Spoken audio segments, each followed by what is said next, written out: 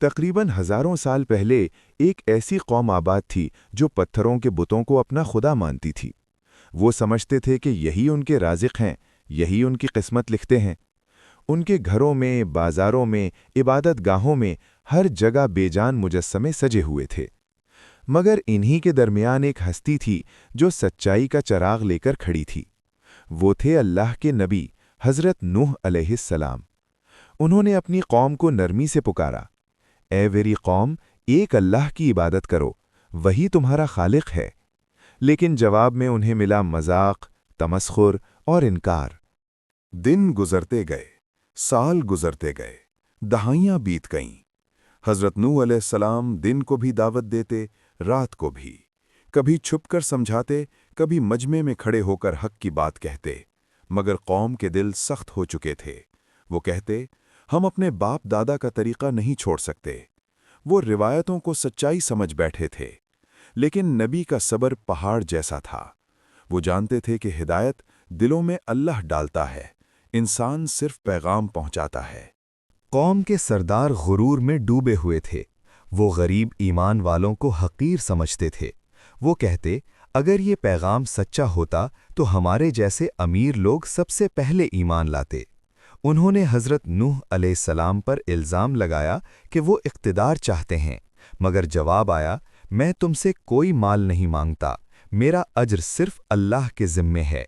ये अल्फाज तारीख़ में सब्त हो गए। 950 साल। सोचिए, एक इंसान पूरी जिंदगी बल्कि नस्लों तक एक ही पैगाम देता रहा। बच्चे जवान हुए, जवान बूढ़े हुए, मगर जिद न बदली। हर बार उम्मीद जागती, हर बार मायूसी मिलती, मगर हज़रत नूह अलैहिस्सलाम ने हिम्मत न हारी। उनकी ज़बान पर बद्दुआ नहीं, नसीहत थी। उनकी आंखों में गुस्सा नहीं, दर्द था। जब हर दरवाज़ा बंद हो गया, जब हर दलील रद्द कर दी गई, तब हज़रत नूह अलैहिस्सलाम ने बारगाहे इलाही में अर्ज़ किया, ए रब, मैं मग़लूब हो चुका हूँ, मेरी मदद फरमा। ये वो लम्हा था जब आसमान खामोश था, मगर फैसला हो चुका था। अल्लाह का हुक्म आया, एक कश्ती बनाओ, हमारी निगरानी में, हमारे हुक्म से। सहरा के बीच कश्ती, ये अक्ल से बाहर बात थी, मगर ईमान अक्ल से आगे देखता है।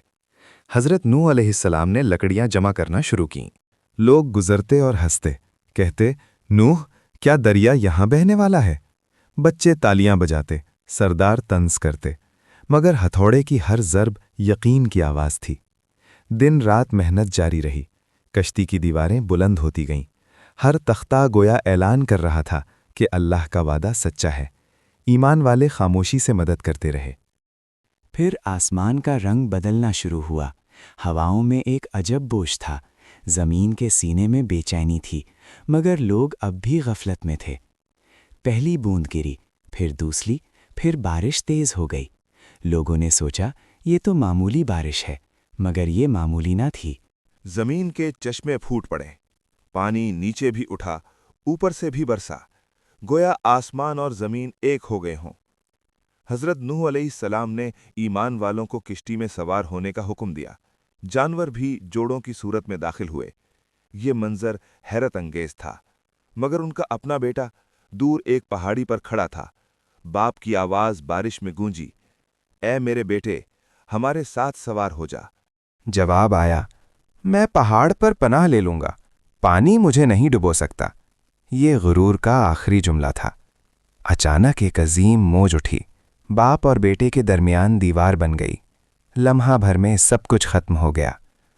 कश्ती मौजों के दरमियान तैर रही थी।